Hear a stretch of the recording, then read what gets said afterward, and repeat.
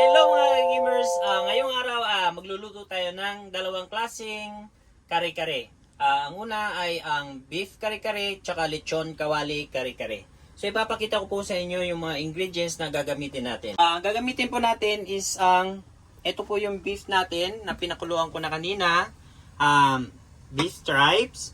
And then yung vegetables natin is pechay, talong, tsaka sitaw. And then meron tayo ditong beef cubes, patis, garlic, and then yung pinakuluan ko kanina, ginamit kong pampakulo sa beef, and then etong peanut butter.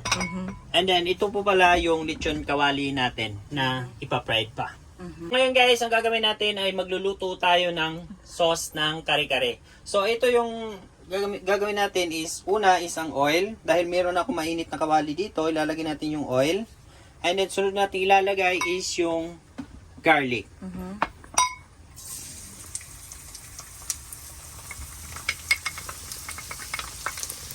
So lulutuin lang natin yung garlic hanggang maging golden brown. Golden brown na yung ating garlic. Ang susunod natin gagawin is ilalagay po yung patis.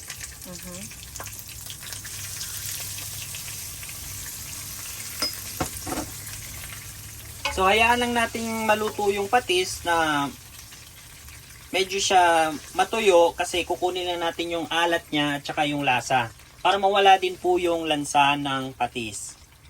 Habang hinihintay po natin na mag-dry yung patis, ang susunod natin gagawin is lalagay natin yung mga gulay. So ang una nating lalagayin is yung sitaw. Hindi ko siya iniwa kasi may gagawin po ako dyan mamaya. Ipapakita ko po sa inyo.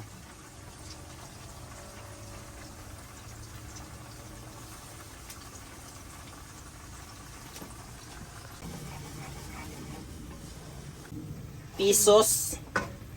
Natuyo na yung patis. So yung natira na lang is yung alat niya at saka yung lasa. Ang susunod natin gagawin is ilalagay natin yung beef cubes.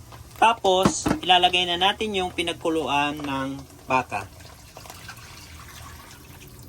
So, hintay lang natin siyang kumulo and then sasalain natin yung garlic dahil kukunin lang natin yung lasa ng garlic. Sitaw natin is luto na siya. So, ang gagawin ho natin is ilalagay ho natin siya sa malamig na tubig para hindi ho siya mag-overcook tsaka hindi mag-iiba yung kulay niya. Ang susunod natin gagawin dahil luto na yung ating sitaw, ang susunod nating lalagayin is yung talong. So, dapat ipainit mo muna siya sa pinakuloang tubig para hindi siya ma-overcook later on. Ito po yung rason kung bakit hindi ko pinutol yung sitaw. Kasi ang gagawin ko lang po is i-roll ko lang siya. So para magiging design din po siya.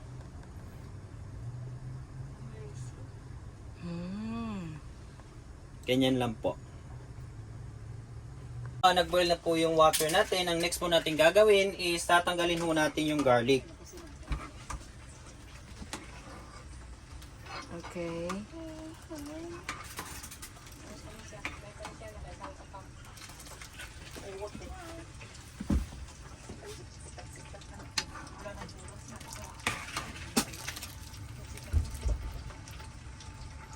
So okay guys, pagkatanggal po natin ng garlic, ang next po natin gagawin is ilalagay po natin yung anato oil.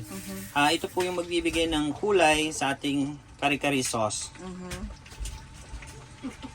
So pagkalagay po natin ng anato oil is ang next po natin gagawin is ilalagay na po natin yung peanut butter. Ang paglagay po nito is dahan-dahan lang po para hindi siya masobrahan ng lapot or sobrang ladnaw. Dahan-dahan lang po, paunti-unti lang po yung paglagay.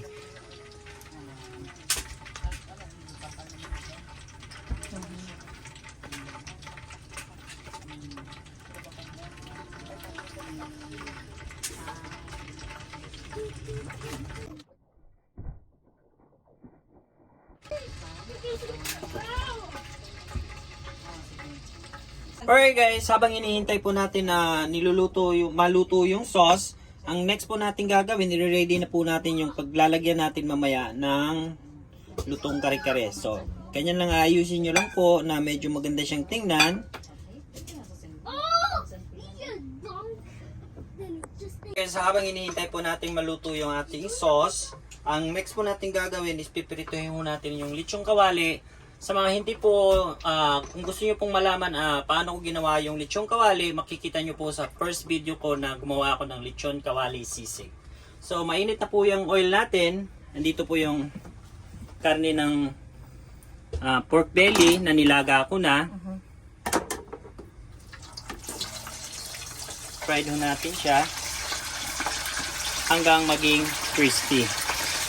So ito na guys, nakuha na po natin yung tamang lapot. So dapat ganito lang po siya. Huwag siyang sobrang lapot, huwag ho siyang sobrang maladnaw.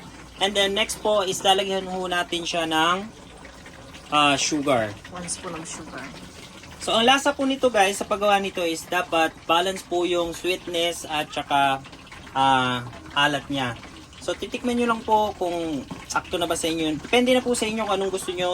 Yung lasa niya, medyo matamis or maalat, kayo na pong bahala ang mag-adjust. So okay na po itong sauce natin. Hihintay lang po natin maluto yung lechong kawali natin and then ready na po siya. So ito na po yung lechong kawali natin. Luto na po siya. Crispy na po yan. So ilalagay lang po muna natin siya sa tabi. And then magpi-plating na po tayo after nito.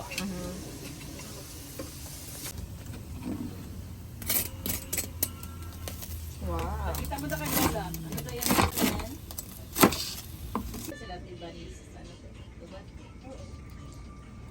Wow. After nating i-plating tong lechong kawali, ang next po nating i-plating is ang ating beef kare-kare. Wow. Plating na po natin ng beef kare-kare. Meron po ako ditong oxtail. Kung wala po kayong oxtail, pwede po kayong gumamit ng regular na beef meat. And lalagay po natin siya sa ating sauce. And then yung ating beef stripe.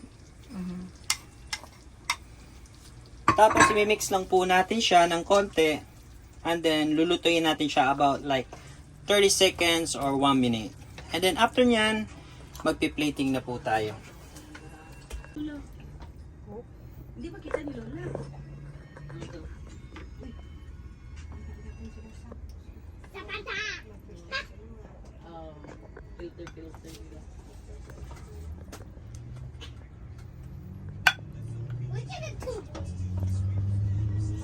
So, ito na po yung finished product natin na beef kare-kare and lechon kawali kare-kare po.